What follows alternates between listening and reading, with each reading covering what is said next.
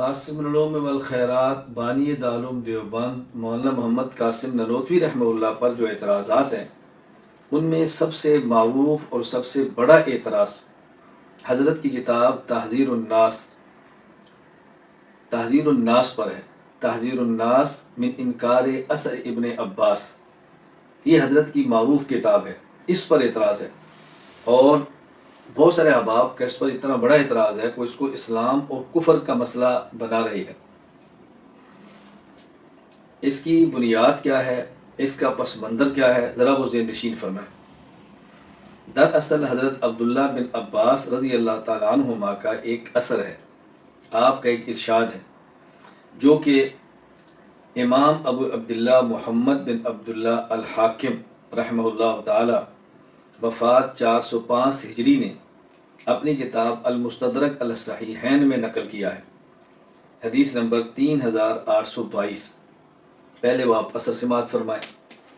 حضرت عبداللہ بن عباس رضی اللہ عنہ فرماتے ہیں، اللہ الذی خلق سبع سماوات ومن الارض مثلہن قال سبع ارضین فی کل ارض نبی کنبیکم وآدم کآدم ونوح کنوح وابراہیم کابراہیم وعیسیٰ کعیسیٰ، کہ اللہ تعالیٰ نے جو قرآن کریم میں یہ فرمایا، اللہ الذی خلق سبع سماوات ومن الارض مثلہن، کہ اللہ تعالیٰ نے 7 آسمان بنائے ہیں اور 7 زمینیں بنائی ہیں۔ حضرت اس کی تفسیر میں ارشاد فرماتے ہیں کہ 7 زمینیں ہیں اور ہر زمین میں ایک نبی ہے تمہارے نبی کی طرح، ایک آدم ہے ہماری زمین والے حضرت آدم کی طرح، نوح ہیں ہمارے حضرت نوح کی طرح، ابراہیم ہے ہماری زمین والے حضرت ابراہیم کی طرح، اور حضرت عیسیٰ ہیں ہماری زمین والے حضرت عیسیٰ کی طرح۔ یعنی 7 زمینیں ہیں، ہر زمین پر ایک آدم، ایک نوح، ایک ابراہیم، ایک عیسیٰ، ایک محمد صلی اللہ علیہ وسلم۔ یہ حضرت عبداللہ بن عباس کا اثر ہے۔ اب اس پر اعتراض کیا ہے؟ اس حدیث پر اعتراض یہ ہے کہ ہمارے حضرت محمد مصطفیٰ صلی اللہ علیہ وسلم خاتم النبیین ہیں۔ اگر ہر زمین پر ایک محمد مانیں گے تو ہر زمین پر ایک محمد ہونے کی بنیاد پر یہ فیصلہ کیسے ہوگا کہ خاتم النبیین کون ہے؟ ہماری زمین والے حضرت محمد صلی اللہ علیہ وسلم یا کسی اور زمین والے حضرت محمد؟ تو خاتم النبیین کون ہے؟ یہ ہے اعتراض۔ اب بہت سارے لوگوں نے اس اعتراض کا جواب نہ دیتے ہوئے اعتراض سے بچنے کے لیے حضرت عبداللہ بن عباس رضی اللہ تعالی عنہما کے اس اثر کا انکار کر دیا ہے، اس سے لا تعلقی کر دی ہے، انکار کر دی ہے کہ عبداللہ بن عباس کا یہ اثر ہی نہیں ہے، یہ ان کی حدیث ہے ہی نہیں، ان سے منقول ہی نہیں ہے، بات ختم۔ لیکن حضرت مولانا محمد قاسم ننوتوی رحمہ اللہ کا موقف یہ ہے کہ صحابی رسول صلی اللہ علیہ وسلم کے اس ارشاد کا انکار کرنے کی بجائے بہتر ہے کہ اس کا معنی ایسا بیان کیا جائے کہ صحابی کے قول کا انکار بھی نہ کرنا پڑے، صحابی کے ارشاد کا انکار بھی نہ کرنا پڑے، صحابی کے اثر کا انکار بھی نہ کرنا پڑے، اور اس اثر پر ہونے والے اعتراض کا جواب بھی ہو جائے، اور پھر حدیث کا معنی ایسا بیان کریں کہ جس سے مزید رسول اکرم صلی اللہ علیہ وسلم کی عظمت کا اظہار، ایسا معنی بیان کریں۔ اس لیے حضرت رحمۃ اللہ علیہ نے اس اعتراض کا جواب دیا ہے اور اس حدیث ابن عباس رضی اللہ عنہما کا بہترین اور عمدہ مفہوم بیان فرمایا ہے۔ اور یہ بھی ذہن نشین فرما لیں کہ جب لوگوں نے اس اثر کا انکار کیا تو حضرت مولانا محمد احسن ننوتوی رحمہ اللہ نے ایک خط لکھا مولانا محمد قاسم ننوتوی رحمہ اللہ کو، مولانا عبدالحی لکھنوی رحمہ اللہ کو، اور غیر مقلد عالم میاں نذیر حسین دہلوی مرحوم کو۔ ان حضرات نے اس کے جوابات لکھے۔ مولانا عبدالحی لکھنوی رحمہ اللہ نے اس کے جواب میں 3 فتوے دیے جو مجموعۃ الفتاوی میں موجود ہیں، اور مزید وضاحت کے لیے علامہ نقوی رحمہ اللہ نے اس موضوع پر 3 کتابیں تحریر فرمائیں: الآیات البینات، دافع الوسواس، زجر الناس۔ اور مولانا میاں نذیر حسین دہلوی صاحب نے اس حدیث کی صحت کے بارے میں فتویٰ دیا جو فتاوی نظیریہ کی پہلی جلد میں شائع ہو چکا ہے اور موجود ہے۔ اور مولانا محمد قاسم ننوتوی رحمۃ اللہ علیہ نے تحذیر الناس من انکار اثر ابن عباس کی صورت میں کتاب لکھ کر جواب عنایت فرمایا۔ ننوتوی رحمۃ اللہ علیہ نے جواب فرمایا۔ اب ایک بات یہ سماعت فرمائیں کہ یہ جو حدیث ہے یہ صرف المستدرک علی الصحیحین میں نہیں ہے، بلکہ یہ حدیث المستدرک علی الصحیحین کے علاوہ کئی اور کتب کے اندر بھی موجود ہے۔ حضرت نانوتوی رحمہ اللہ نے جو جواب سماعت فرمایا، ذرا آپ اس جواب کو اطمینان سے سماعت فرمائیں۔ حضرت رحمہ اللہ فرماتے ہیں کہ 7 زمینیں ہیں اور ہر زمین میں ایک محمد ہے۔ آخری محمد خاتم النبیین حضرت محمد مصطفیٰ صلی اللہ علیہ وسلم اس زمین والے ہیں جس زمین پر ہم رہتے ہیں۔ اس پر دلیل کیا ہے؟ فرمایا ایک دلیل تو یہ ہے کہ جب 7 منزلیں ہوں، پہلی منزل، دوسری اور تیسری، چوتھی، 5ویں، 6ٹھی، 7ویں، تو 7ویں منزل اسے کہتے ہیں جو سب سے اوپر ہو۔ تو یہ 7 زمینیں اسی طرح تسلیم کی جائیں، 7 زمینوں میں ایک محمد تسلیم کیے جائیں، تو پھر سب سے پہلی زمین پر پہلے محمد، دوسری پر دوسرے، تیسری پر تیسرے، چوتھی پر چوتھے، 5ویں پر 5ویں، 6ٹھی پر 6ٹھے، 7ویں پر 7ویں، تو 7ویں زمین آخری زمین ہوگی اور ان پر ہونے والے حضرت محمد صلی اللہ علیہ وسلم آخری ہوں گے، لہٰذا آخری نبی وہی ہیں جو 7ویں زمین پر ہیں، جن کا ہم نے کلمہ پڑھا ہے لا الہ الا اللہ محمد رسول اللہ۔ اشکال ختم ہو گیا۔ اب حضرت فرماتے ہیں اگر ہم 7 زمینیں مانیں اور 7 زمینوں پر ہم 7 محمد مانیں ایک صورت، یا 7 زمینیں مان کر باقی 6 پر حضرت محمد نہ مانے، صرف ایک پر مانیں، تو فرق کیا ہے؟ حضرت فرماتے ہیں کہ جب ہم 7 زمینیں مانیں گے، 7 زمینوں پر ایک محمد کو مانیں گے اور آخری زمین پر محمد صلی اللہ علیہ وسلم کو مانیں، ان کو نبی مانیں، ان کو نبی الانبیاء مانیں، ان سب کو رسول مانیں اور ان کو خاتم الرسول مانیں، ان سب میں ان نبیوں کی امت کو مانیں اور حضور صلی اللہ علیہ وسلم کو ان سب کا نبی مانیں، تو اس میں حضور صلی اللہ علیہ وسلم کی عظمت کا اظہار اور زیادہ ہے۔ مثال دے کر سمجھایا کہ جس طرح 7 اقلیم ہیں اور ہر اقلیم کا ایک بادشاہ ہو، اور ایک بادشاہ جو 7ویں اقلیم پر ہے وہ 7 کا بادشاہ ہو، تو اس میں اس بادشاہ کی عظمت زیادہ ہے، یا ہم ایک اقلیم میں ایک بادشاہ کو مانیں اور باقی اقلیموں پر اس کی بادشاہت نہ مانیں، تو اس میں عظمت زیادہ ہوگی۔ عظمت تو اس میں ہے کہ 7 اقلیم مانیں، ہر اقلیم پر ایک بادشاہ مانیں، اور 7ویں زمین اور 7ویں اقلیم والے بادشاہ کو ان 7 کا بادشاہ مانیں، تو اس میں عظمت زیادہ ہے۔ یعنی ایک یہ ہے ایک انسان بادشاہ ہو، اور ایک یہ کہ بادشاہوں کا بادشاہ ہو۔ تو جب ہم 7 زمینوں پر 7 محمد مانیں گے تو ہم نے صرف ایک نبی حضور صلی اللہ علیہ وسلم کو آخری نہیں مانا، بلکہ ہم نے اور نبیوں کو مانتے ہوئے حضور کا آخری نبی مانا، تو گویا آپ اس زمین کے نبیوں کے بھی نبی ہیں اور باقی 6 زمینوں کے نبیوں کے بھی نبی ہیں، تو اس میں آپ صلی اللہ علیہ وسلم کی عظمت کا اظہار مزید زیادہ ہے۔ تو ہمیں اس حدیث کے انکار کی ضرورت نہیں ہے، بلکہ اس میں نبی کریم صلی اللہ علیہ وسلم کی عظمت کا مزید اظہار ہو رہا ہے۔ 2 باتیں۔ اچھا، اب ایک اور بات سے بات فرمائیں۔ پہلی بات میں نے بتائی کہ حضرت نانوتوی کی بات کو سمجھیں کہ یہ حدیث صرف المستدرک علی الصحیحین میں نہیں ہے، بلکہ المستدرک علی الصحیحین کے علاوہ میں نے 9 حوالہ جات اور پیش کیا کہ حدیث اور جگہ پر بھی موجود ہے۔ دوسری بات، اس حدیث کو مانتے ہوئے اس کا جواب صرف حضرت نانوتوی نے نہیں دیا، بلکہ مولانا عبدالحی لکھنوی رحمہ اللہ نے بھی دیا ہے اور میاں نذیر حسین دہلوی صاحب نے بھی دیا ہے۔ تیسری بات، اس حدیث کو جب مانیں گے تو رسول اللہ صلی اللہ علیہ وسلم آخری نبی ثابت ہوں گے، کیونکہ 7 زمینوں میں سے اوپر والی زمین آخری زمین ہے، تو اس زمین والے محمد بھی آخری محمد ہیں صلی اللہ علیہ وسلم۔ اور چوتھی بات، اگر 7 زمینوں پر نبی مانیں اور حضور صلی اللہ علیہ وسلم کو سب کا نبی مانیں، اس میں آپ کی عظمت زیادہ ہے۔ ایک یہ کہ ہم 7ویں زمین پر ہی نبی مانیں اور حضور کو ان کا نبی مانیں، یہ بھی عظمت ہے، لیکن 7 زمینوں پر نبی مانیں اور آپ کو 7 زمینوں والے ہونے والے تمام انبیاء کا نبی مانیں، تو آپ کی عظمت اور زیادہ ہے۔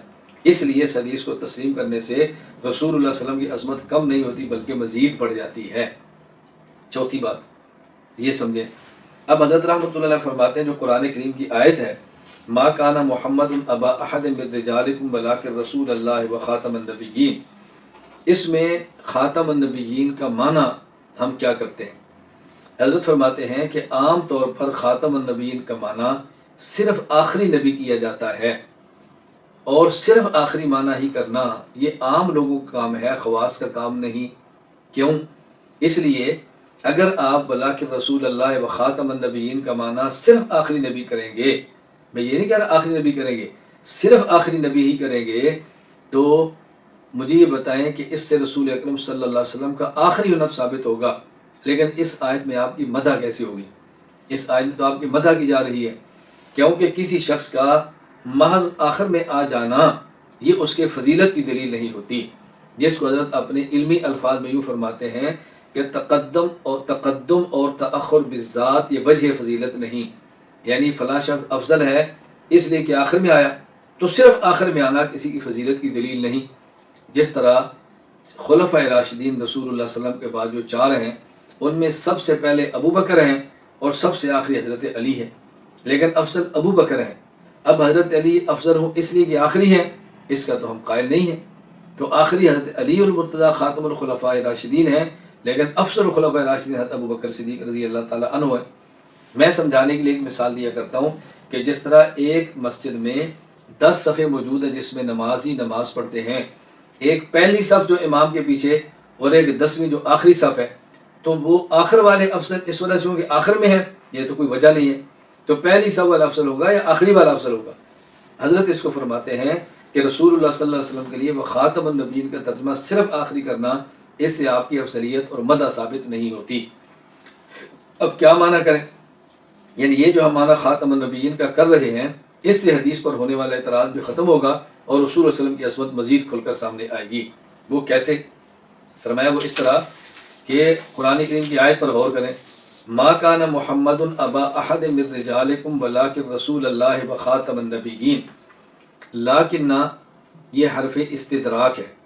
حرف استدراک کا معنی ہوتا ہے کہ لاکنہ سے ایک کلام پہلے ہے اور ایک کلام لاکنہ کے بعد ہے، تو لاکنہ کے پہلے جو کلام ہے اس کے اندر ایک شبہہ پیدا ہو جائے تو لاکنہ کے بعد والا کلام اس شبہہ کو دور کر دے، اسے کہتے ہیں استدراک۔ اب آیت پر غور کریں، ما کان محمد ابا احد من رجالکم، رسول اکرم صلی اللہ علیہ وسلم بالغ مردوں میں سے کسی کے جسمانی باپ نہیں۔ ما کان محمد ابا احد من رجالکم ولیکن، یہ لاکن سے پہلے والا کلام۔ اب اس میں شبہہ کیا ہے؟ اس میں شبہہ یہ ہے کہ رسول اللہ صلی اللہ علیہ وسلم بالغ مردوں کے جسمانی باپ تو نہیں، تو کیا آپ روحانی باپ ہیں یا روحانی باپ بھی نہیں ہیں؟ یہ شبہ ہوا۔ لاکنہ کے بعد والے کلام نے شبہ کا جواب یہ دیا، ولیکن رسول اللہ، لیکن حضور اکرم صلی اللہ علیہ وسلم اللہ کے رسول ہیں، اور رسول اپنی امت کا روحانی باپ ہوتا ہے، تو لاکنہ کے بعد والے جملے نے بتا دیا کہ آپ جسمانی باپ ہیں، آپ جسمانی باپ نہیں ہیں، ہاں البتہ آپ روحانی باپ ہیں۔ یہ لاکنہ نے کے بعد والے کلام نے شبہ کو دور کر دیا۔ سوال یہ ہے، آگے لفظ ہے وخاتم النبیین، آگے لفظ ہے وخاتم النبیین، اب لیکن رسول اللہ سے ثابت ہوا کہ رسول اللہ صلی اللہ علیہ وسلم اپنی امت کے روحانی باپ ہیں۔ یہ رسول سے روحانی باپ ہونا کیسے ثابت ہوا؟ اس کو اچھی طرح سمجھیں۔ قرآن کریم میں ہے النبی اولا بالمؤمنین من انفسہم وازواجہ امہاتہم، کہ نبی کریم صلی اللہ علیہ وسلم کی بیویاں یہ مؤمنین کی مائیں ہیں۔ اب ظاہر ہے کہ کوئی کسی شخص کی بیوی ماں تو تب ہوگی نا جب وہ شخص باپ بھی ہو، تو رسول اللہ صلی اللہ علیہ وسلم کی بیویاں ایمان والوں کی مائیں تب ہوں گی جب نبی کریم صلی اللہ علیہ وسلم ایمان والوں کے باپ بھی ہوں۔ نبی کریم صلی اللہ علیہ وسلم ایمان والوں کے باپ ہیں تو آپ کی بیویاں ایمان والوں کی مائیں بھی ہیں۔ اب نبی پاک صلی اللہ علیہ وسلم ایمان والوں کے باپ کیسے ہیں؟ توجہ سے بات سمجھ لیں، ایک وہ شخص ہے جو ایمان لاتا ہے اور ایک وہ ہے جس پر ایمان لاتا ہے، تو جس پر ایمان لایا جائے اس کا بھی ایمان ہے اور جو ایمان لائے اس کا بھی ایمان ہے۔ دونوں کے ایمان میں فرق یہ ہے کہ جس پر ایمان لایا جائے اس کا ایمان اصل ہوتا ہے اور جو ایمان لاتا ہے اس کا ایمان نسل ہوتا ہے۔ اصل کو باپ کہتے ہیں اور نسل کو اولاد کہتے ہیں۔ امتی ایمان لاتا ہے اور پیغمبر پر ایمان لاتا ہے، تو گویا پیغمبر کا ایمان اصل ہوا، امتی کا ایمان نسل ہوا۔ اصل کو باپ کہیں گے اور نسل کو اولاد کہیں گے، تو گویا نبی کا ایمان جو کہ اصل ہے وہ باپ اور امت کا ایمان جو کہ نسل ہے وہ اولاد۔ یوں رسول اکرم صلی اللہ علیہ وسلم کا روحانی والد ہونا ثابت ہو گیا تو آپ کی بیویوں کا خود بخود روحانی ماں ہونا بھی ثابت ہو گیا۔ رسول اللہ نے بتایا کہ آپ امت کے روحانی باپ ہیں، یہ لاکنہ کے بعد ہے، تو پہلے کلام میں جو شبہ تھا کہ رسول اللہ صلی اللہ علیہ وسلم امت کے جسمانی باپ تو بالغ مردوں کے جسمانی باپ تو نہیں، کیا بالغ مردوں کے روحانی باپ ہیں یا نہیں؟ تو لاکنہ کے بعد والے کلام نے اس شبہ کو دور کر دیا اور بتایا کہ رسول اللہ صلی اللہ علیہ وسلم امت کے روحانی باپ ہیں۔ اب اس کے بعد ہے وخاتم النبیین، ولیکن رسول اللہ وخاتم النبیین، رسول اللہ معطوف علیہ ہے، وخاتم النبیین معطوف ہے، اور خاتم النبیین کا عطف ہے رسول اللہ پر۔ اب ترجمہ کریں گے لیکن آپ اللہ کے رسول ہیں اور خاتم النبیین ہیں۔ حضرت فرماتے ہیں اگر خاتم کا معنی صرف آخری کیا جائے تو آپ بتائیں رسول اللہ اور خاتم النبیین میں عطف کی بنیاد پر یہ دونوں مل کر شبہ دور کریں گے۔ شبہ تو رسول اللہ نے دور کر دیا، اب خاتم النبیین کا پھر فائدہ کیا ہوگا؟ کیونکہ لیکن کے بعد والا کلام پہلے والے کلام میں ہونے والے شبہ کو دور کرتا ہے۔ شبہ تھا کہ رسول اللہ صلی اللہ علیہ وسلم بالغ مردوں کے جسمانی باپ نہیں، روحانی باپ ہیں یا نہیں؟ لیکن کے بعد آگے رسول اللہ اس نے بتایا کہ روحانی باپ ہیں، شبہ تو دور ہو گیا۔ اب یہ جو وخاتم النبیین ہے پھر اس کو کس لیے لایا گیا؟ وخاتم النبیین کا مقصد کیا ہوگا؟ چونکہ جس طرح لیکن رسول اللہ لیکن کے بعد والا کلام ہے رسول اللہ، اسی طرح خاتم النبیین لیکن کے بعد ہے۔ شبہ تو رسول اللہ نے ختم کر دیا، تو پھر وخاتم النبیین کا فائدہ کیا ہوگا؟ اس لیے حضرت فرماتا ہے کہ خاتم النبیین کا ایسا معنی بیان کریں کہ یہ مقام مدح کے اندر ہو، اور جس طرح رسول اللہ نے شبہ دور کیا وہ خاتم النبیین بھی گزشتہ کلام کے شبے کو دور کریں۔ اب حضرت رحمۃ اللہ علیہ اس کو ثابت کرنے کے لیے فرماتے ہیں کہ دیکھیں دنیا میں دو چیزیں ہوتی ہیں، ایک ہوتی ہے ذاتی اور ایک ہوتی ہے عرضی۔ ایک ہوتا ہے ما بالذات اور ایک ہوتا ہے ما بالعرض۔ دونوں میں فرق کیا ہے؟ جس کا وجود بلا واسطہ اور براہ راست ہو اسے ذاتی کہتے ہیں، اور جس کا وجود بالواسطہ اور جس کا وجود بالواسطہ ہو اسے عرضی کہتے ہیں۔ تو ایک ہے ذاتی اور ایک ہے عرضی۔ مثلا سورج کی روشنی یہ ذاتی ہے، اور جب سورج روشن ہوتا ہے تو زمین بھی روشن ہو جاتی ہے۔ اب زمین پہ روشنی یہ عرضی ہے جو سورج کے واسطہ سے ہے۔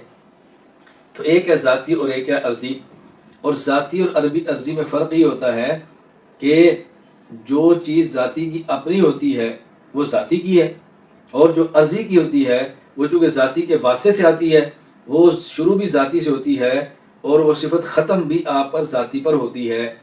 مثلا دیکھو روشنی یہ سورج کی ذاتی صفت ہے اور زمین کی عرضی صفت ہے، تو یہ سورج کی روشنی سورج سے شروع ہوگی اور پھر واپس سورج پر آ کر ختم ہو جائے گی۔ سورج روشن ہوا تو زمین روشن ہوگی، اور جب سورج غروب ہوا تو روشنی واپس سورج کے اندر چلے گی۔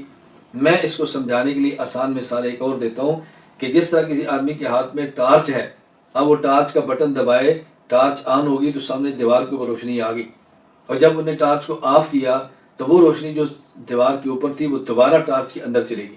تو ٹارچ کی روشنی ذاتی ہے اور دیوار کی روشنی عرضی ہے۔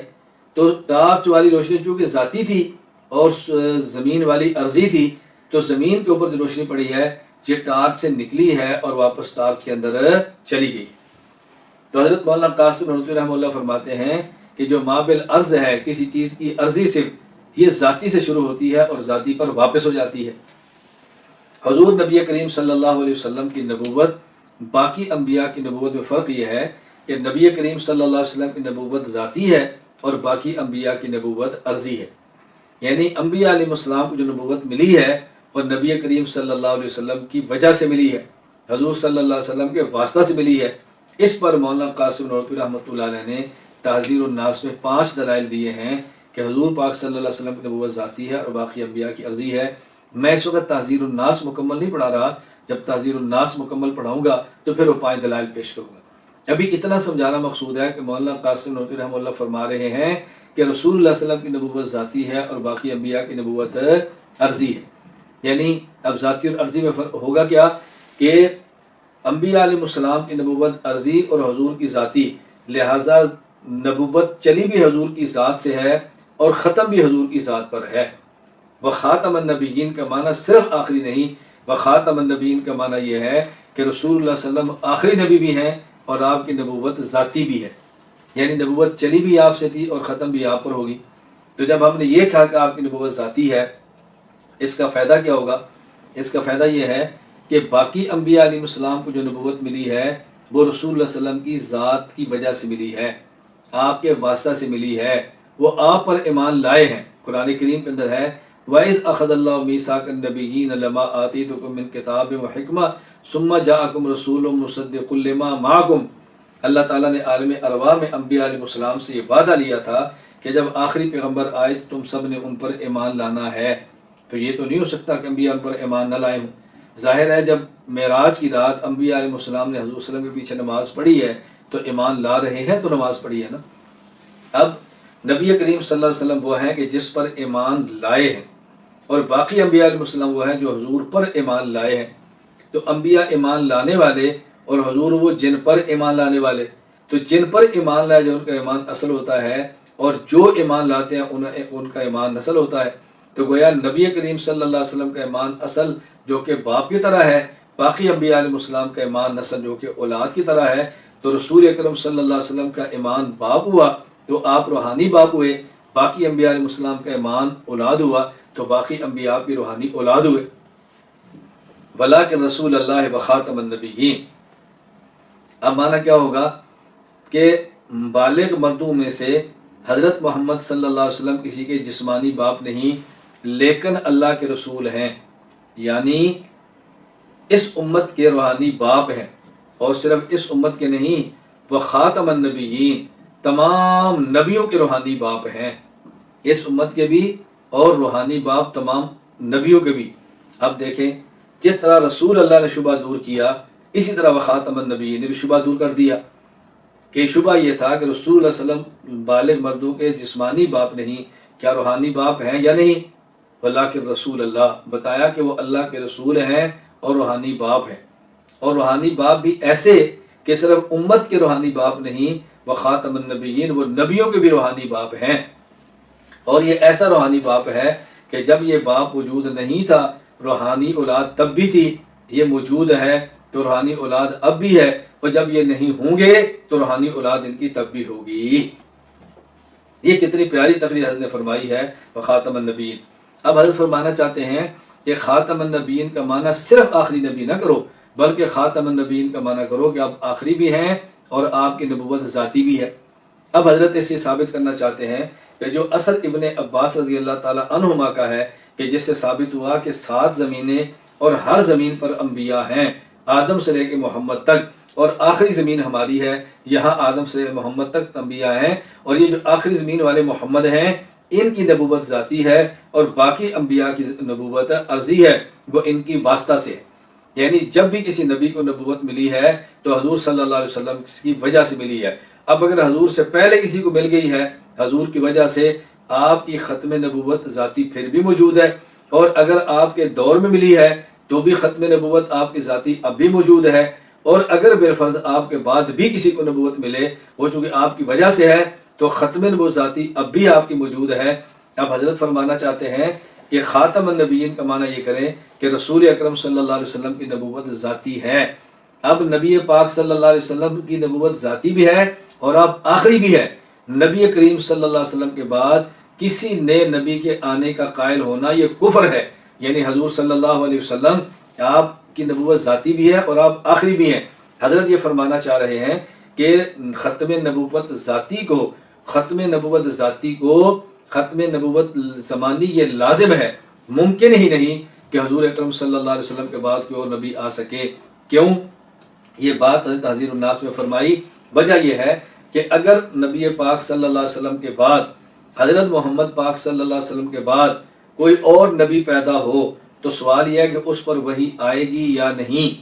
اگر آپ کہتے ہیں اس پر وحی نہیں آئے گی تو وہ نبی کیسا جس پر وحی نہ ہو؟ اگر آپ کہتے ہیں وحی آئے گی تو سوال یہ ہے وہ آنے والی وحی وہی ہوگی جو ہمارے محمد پاک صلی اللہ علیہ وسلم پر نازل ہوئی، اس کے علاوہ کوئی ہوگی؟ اگر آپ کہتے ہیں وہی ہوگی تو تحصیل حاصل ہے، وہ تو اتر چکی ہے، اب دوبارہ اس وحی کے آنے کا فائدہ کیا؟ اگر آپ کہتے ہیں نہیں، ہمارے پیغمبر پاک صلی اللہ علیہ وسلم پر جو وحی نازل ہوئی بعد والے نبی پر جو وحی آئے گی وہ اس کے علاوہ ہوگی، پھر سوال ہوگا اگر وہ اس کے علاوہ ہوگی وہ افضل ہوگی یا وہ اس سے ادنا ہوگی؟ عین تو ہے نہیں نا کہ برابر ہو، افضل ہوگی یا اس سے نیچے ادنا ہوگی؟ اگر آپ کہتے ہیں افضل ہوگی، یہ ممکن نہیں ہے، کیونکہ قرآن کریم کا تمام وحیوں میں سے افضل وحی ہونا مسلم ہے، اس کا کوئی انکار نہیں کر سکتا۔ اور اگر آپ کہتے ہیں نہیں قرآن کریم والی وحی سے ادنا ہوگی تو یہ بھی ممکن نہیں، اس لیے کہ بعد والی نے پہلی وحی کو نسخ کرنا، منسوخ کرنا ہے، اور نسخ کے بارے میں قرآن کریم کا ضابطہ یہ ہے ما ننسخ من آیت ننسخ ناتی بخیر منہا او مثلہا، کہ بعد والی جو ناسخ وہی ہے وہ پہلی کے برابر ہوگی یا پہلی سے افضل ہوگی، پہلی سے ادنا نہیں ہوگی۔ تو ادنا بھی نہیں ہو سکتی، برابر نہیں ہو سکتی کہ وہ پہلے آ چکی ہے، افضل نہیں ہو سکتی کہ ممکن نہیں ہے۔ تو جب حضور صلی اللہ علیہ وسلم کے بعد کسی پر وہی ممکن نہیں ہے تو حضور صلی اللہ علیہ وسلم کے بعد کوئی نبوت کا آنا بھی ممکن نہیں۔ اس لیے مولانا قاسم نوتوی فرماتے ہیں جو حضور اکرم صلی اللہ علیہ وسلم کے بعد کسی نبی کے آنے کا، نئے نبی کے آنے کا اور نئے نبی کے پیدا ہونے کا قائل ہو، وہ کافر ہے اور دائرہ اسلام سے خارج ہے۔ تو گویا مولانا قاسم نوتوی رحمۃ اللہ علیہ حضور اکرم صلی اللہ علیہ وسلم کے لیے خاتمیت مکانیہ بھی مانتے ہیں، خاتمیت زمانیہ بھی مانتے ہیں اور خاتمیت رتبہ بھی مانتے ہیں۔ حضرت فرماتے ہیں آپ کو خاتمیت مکانیہ بھی حاصل ہے کہ آپ چونکہ آخری زمین پر ہیں لہٰذا آپ کا مکان آخری ہے، تو آپ کی خاتمیت مکانیہ بھی ہے، اور آپ کے بعد کسی انسان پر وہی ممکن نہیں تو آپ کو خاتمیت زمانیہ بھی مل گئی، اور آپ کی نبوت چونکہ ذاتی ہے اس لیے آپ کو خاتمیت ذاتیہ بھی مل گئی۔ تو مولانا قاسم نوتوی رحمۃ اللہ علیہ تو رسول اللہ صلی اللہ علیہ وسلم کے لیے خاتمیت ذاتیہ کی بھی قائل ہیں، خاتمیت زمانیہ کی بھی قائل ہیں اور خاتمیت مکانیہ کی بھی قائل ہیں۔ اس طرح آپ کی خاتمیت کو بیان کرنا اور ثابت دلائل کے ساتھ کرنا یہ عام اور خاص لوگوں کے بس میں نہیں ہے، یہ حضرت کا کمال تھا جو اللہ نے عطا فرمایا تھا۔ کیسی بہترین آیت کی تشریح فرمائی کہ سارے کے سارے اشکالات خود بخود دور ہو گئے۔ یہ تو تحذیر الناس میں جو حدیث ابن عباس اثر ابن عباس ہے اس کے بارے میں نے بات کی ہے۔ اب یہ جو حضرت رحمۃ اللہ علیہ کتاب ہے تحذیر الناس، اس پر جو اعتراضات کیے گئے ہیں وہ دو اعتراض بنیادی ہیں، ذرا ان اعتراضوں کو سن لیں تاکہ آپ کو بات سمجھنے میں بہت زیادہ آسانی ہو جائے۔ محمد قاسم نوتوی رحمۃ اللہ علیہ نے تحذیر الناس میں یہ لکھا ہے اگر بالفرض بعد زمانہ نبوی صلی اللہ علیہ وسلم بھی کوئی نبی پیدا ہو تو پھر بھی خاتمیت محمدی صلی اللہ علیہ وسلم میں کچھ فرق نہ آئے گا، چاہے جائے کہ آپ صلی اللہ علیہ وسلم کے معاصر کسی اور زمین یا فرض کیجئے اسی زمین میں کوئی اور نبی تجویز کیا جائے۔ اعتراض اچھی طرح سمجھ لیں کہ حضرت کیا فرما رہے ہیں، اگر بالفرض بعد زمانہ نبوی صلی اللہ علیہ وسلم بھی کوئی نبی پیدا ہو تو پھر بھی خاتمیت محمدی صلی اللہ علیہ وسلم میں کچھ فرق نہ آئے گا۔ لوگ اعتراض ہی کرتے ہیں کہ مولانا محمد قاسم نوتوی رحمۃ اللہ علیہ نے نبوت کا دروازہ کھولا ہے اور مرزا غلام احمد قادیانی اسے نکل آیا ہے، کہ مولانا قاسم نوتوی فرما رہے ہیں کہ اگر آپ کے بعد نبی آ بھی جائے تو خاتمیت محمدیہ میں پھر بھی فرق نہیں پڑے گا، اور یہی بات مرزا غلام احمد قادیانی نے کی ہے، وہی بات وہ کر رہے ہیں، تو دونوں میں فرق کیا ہوا؟ تو دیوبندیوں نے نبوت کا دروازہ کھولا ہے اور مرزا غلام احمد قادیانی اس سے نکل آیا ہے۔ اب اس اعتراض کا جواب دینا بہت ضروری ہے، یہی وجہ کہ آپ نے دیکھا کہ جو لوگ یہ اعتراض اہل دیوبند پر کرتے ہیں وہ کبھی بھی ختم نبوت کانفرنس میں دیوبندیوں کو اپنے اسٹیج پر نہیں بلاتے۔ میں یہ جواب دینا چاہتا ہوں، آپ اس کو جواب اچھی طرح سے نشین فرما لیں۔ مولانا محمد قاسم نوتوی رحمۃ اللہ علیہ فرما رہے ہیں ایک ہے رسول اللہ صلی اللہ علیہ وسلم کی خاتمیت زمانیہ، ایک ہے خاتمیت مکانیہ اور ایک ہے خاتمیت ذاتیہ۔ رسول اللہ صلی اللہ علیہ وسلم کے بعد کوئی نبی آئے کسی زمانے میں یہ تو ہو نہیں سکتا اور یہ اعتقاد رکھنا کفر ہے، گویا آپ کو خاتمیت زمانیہ بھی حاصل ہے۔ رسول اللہ صلی اللہ علیہ وسلم کے بعد کسی اور مکان اور جگہ پہ کوئی نیا نبی پیدا ہو یہ بھی نہیں ہو سکتا، گویا آپ کو خاتمیت مکانیہ بھی حاصل ہے۔ ہاں اگر بالفرض آپ کے دور میں یا آپ کے بعد کوئی نبی پیدا ہو جائے تو خاتمیت محمدیہ پر فرق نہیں پڑے گا، کیونکہ خاتمیت محمدیہ سے مراد خاتمیت ذاتیہ پر کوئی فرق نہیں پڑے گا۔ کیا مطلب؟ ہم نے بتایا ہے کہ خاتمیت ذاتیہ کا معنی یہ ہے کہ نبوت چلی بھی آپ پر ہے، ختم بھی آپ پر ہے، جس کسی کو نبوت ملی وہ رسول اللہ صلی اللہ علیہ وسلم کی وجہ سے ملی ہے۔ تو یہ نہیں فرما رہے کہ بعد میں کوئی نبی آئے گا، وہ فرماتے ہیں خاتمیت زمانیہ پر بھی فرق ہے، خاتمیت مکانیہ پر بھی فرق ہے۔ ہاں اگر آپ کے دور میں یا بعد میں کوئی اور نیا نبی پیدا ہو جائے تو خاتمیت ذاتیہ پر فرق نہیں پڑے گا، لیکن حضرت رسول اللہ صلی اللہ علیہ وسلم کے بعد کسی نے نبی کے آنے کے قائل نہیں اور قائل کو مسلمان بھی نہیں مانتے۔ اچھی طرح بات سمجھیں اور اس عبارت کو بھی یہاں سمجھیں۔ وہ کہتے ہیں دیکھو جی اگر بعد زمانہ نبی اگر، تو وہ کہتے ہیں اگر آتا ہے عربی میں اس کا معنی ہے لو کیوں آتا ہے؟ لو آتا ہے انتفاع ثانی کے لیے بوجہ انتفاع اول کے۔ لوگ اعتراض کرتے ہیں کہ مولانا محمد قاسم نوتوی رحمۃ اللہ علیہ حضور صلی اللہ علیہ وسلم کے بعد کسی نئے نبی کو آنا ضروری سمجھتے ہیں۔ دلیل کہا جی لو آتا ہے انتفاع اول بوجہ انتفاع ثانی، یعنی لو کے بعد دو جملے ہوتے ہیں تو لو یہ بتاتا ہے کہ پہلا جملہ نہیں اس لیے کہ دوسرا جو نہیں. لو آتا ہے انتفاع اول بوجہ انتفاع ثانی کے. اس کی مثال قرآن کریم سے سمجھیں. لو کان فیہما آلہۃ الا اللہ لفسدتا، اگر یہ لو ہے آسمان و زمین میں اللہ کے علاوہ کوئی اور خدا ہوں، لفسدتا تو آسمان اور زمین میں فساد ہو جائے. تو لو کے بعد پہلا جملہ کیا ہے؟ لو کان فیہما آلہۃ الا اللہ. دوسرا جملہ کیا ہے؟ لفسدتا. تو زمین اور آسمان میں فساد نہیں ہوا. کیوں؟ اس لیے کہ آسمان و زمین میں اللہ کے علاوہ کوئی الہ بھی نہیں تھا. تو پہلا الہ کہ کوئی الہ نہیں ہوا، یہ جملہ اس کی نفی ہے. کیوں نہ فساد نہیں ہوا؟ کیوں؟ اس لیے کہ اللہ کے علاوہ کوئی الہ جو نہیں تھا. تو دوسرے جملے کی نفی ہوئی ہے پہلے جملے کے نفی ہونے کی وجہ سے. تو لو آتا ہے انتفاع ثانی کے لیے بوجہ انتفاع اول کے. اب کہتے ہیں اس جملے پر غور کرو. تو حضرت فرماتے ہیں اگر بالفرض بعد زمانے نبی صلی اللہ علیہ وسلم بھی کوئی نبی پیدا ہو. اب اس کا الٹ کیا ہوگا؟ اگر بعد زمانے کو نبی پیدا نہ ہو اور دوسرا تو پھر بھی خاتمیت محمدیہ میں کچھ فرق نہ آئے گا. اس کی نقیص کیا ہوگی کہ خاتمیت محمدیہ میں فرق آئے گا. کہتے ہیں لوگ صرف ثابت ہوتا ہے جو لوگ کا استعمال ہے اگر کا، کہ اگر حضور کے بعد کوئی نبی پیدا نہ ہوا تو خاتمیت محمدیہ میں فرق آئے گا. گویا کہ نبی پاک صلی اللہ علیہ وسلم کے بعد کسی اور نبی کا پیدا ہونا ضروری ہے تاکہ خاتمیت محمدیہ میں فرق نہ آئے. میں ایک بات کہا کرتا ہوں کہ جب انسان کے پاس علم ادھورا ہو تو پھر آدمی کا عقیدہ بھی ادھورا رہ جاتا ہے. جب آدمی کا علم ادھورا ہو تو پھر آدمی کا علم ادھورا ہو تو عقیدہ بھی ادھورا رہتا ہے. بھائی علم کی تمہارے پاس کمی ہے، اعتراض مولانا قاسم نوتوی پر ہے. بات سمجھیں. لو کیوں آتا ہے؟ آپ شرح جامی اٹھا کے دیکھیے. کہتے ہیں وَلَهَا اسْتِعْمَالٌ ثَالِثٌ. لو کا ایک استعمال اور بھی ہے. وہ کیا ہے؟ اے یقصد بیان استمرار شیء فیربط ذلك الشیء بأبعد النقیضین كقولك لو أهانني لأكرمته لبيان استمرار وجود الإكرام فإنه إذا استلزمت الإهانة الإكرام فكيف لا يستلزم الإكرام الإكرام. کہتے ہیں لو کبھی آتا ہے بیان استمرار کے لیے، کسی شے کے ہمیشہ ہونے کو بیان کرنے کے لیے آتا ہے، یا شے ہمیشہ رہے گی، اس کے لیے آتا ہے لو. کب؟ فیربط ذلك الشیء بأبعد النقیضین. جب دو نقیضیں موجود ہوں ان میں سے جو دور کی ہو اس کے ساتھ لو کو آپ جوڑ دیں، تو اس کے ساتھ اس کو جوڑ دیں اس چیز کو، تو اس شے کا دوام ثابت ہو جائے گا. اللہ اکبر. میں اس کو اپنے لفظوں میں سمجھاتا ہوں. کبھی آتا ہے لو تاکید ثانی کے لیے بوجہ تاکید اول کے. میں اپنی زبان میں ترجمہ کرتا ہوں کہ لو کبھی آتا ہے دوسری چیز کے دوام کو ثابت کرنے کے لیے، دوسری چیز کی تاکید کو ثابت کرنے کے لیے بوجہ تاکید اول کے. اس کی مثال سمجھو. کہتے مثال یہ ہے کہ کوئی شخص کہتا ہے کہ دیکھو لو اہنتنی لاکرمتک، اگر تو نے میری توہین کی میں تیرا تب بھی اکرام کروں گا. لو اہنتنی، لو کے بعد پہلا جملہ اگر تو نے میری توہین کی، دوسرا لاکرمتک میں تیری پھر بھی عزت کروں گا. اب تو لو کے بعد پہلا جملہ اگر تو نے میری توہین کی، اس کا الٹ کیا ہوگا؟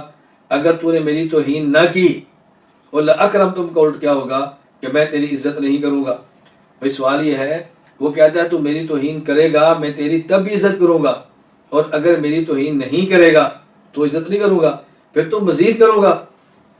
تو یہاں اکرام اس کا دوام ثابت کیا جا رہا ہے، تاکید ثابت کی جا رہی ہے. تاکید، دوام، استمرار ثابت ہو رہا ہے. اللہ اکبر. استمرار ثابت ہو رہا ہے. بات اچھی طرح سمجھ لیں. کوئی شخص کہتا ہے اگر تم مجھے چائے نہ پلاؤ میں تب بھی پلاؤں گا، لیکن اگر نہ پلاؤ، اگر تم پلاؤ تو کہ پھر نہیں پلاؤں گا، پھر تو ضرور پلاؤں گا. بات سمجھ. اب حضرت کیا فرماتے ہیں اس اصول کے بعد سمجھیں. اگر بالفرض بعد زمانے نبی صلی اللہ علیہ وسلم بھی کوئی نبی پیدا ہوا تو پھر بھی خاتمیت محمدیہ میں کچھ فرق نہ آئے گا. خاتمیت محمدیہ سے مراد خاتمیت ذاتیہ. سمجھے ذرا. اگر بالفرض حضور کے بعد کوئی نبی پیدا ہو تو بھی خاتمیت ذاتیہ، خاتمیت محمدیہ فرق نہیں آئے گا. اور اگر کوئی نبی پیدا نہ ہو تو پھر خاتمیت محمدیہ میں یقیناً فرق نہیں آئے گا. یقیناً فرق نہیں آئے گا خاتمیت ذاتیہ میں. تو حضرت تو یہاں ختم نبوت کو ثابت کر رہے ہیں، ختم نبوت کا انکار نہیں کر رہے. خلاصہ یہ ہے کہ مولانا قاسم نوتوی رحمۃ اللہ علیہ خاتمیت زمانیہ کی بھی قائل ہیں، مکانیہ کی بھی قائل ہیں، اور ذاتیہ کی بھی قائل ہیں.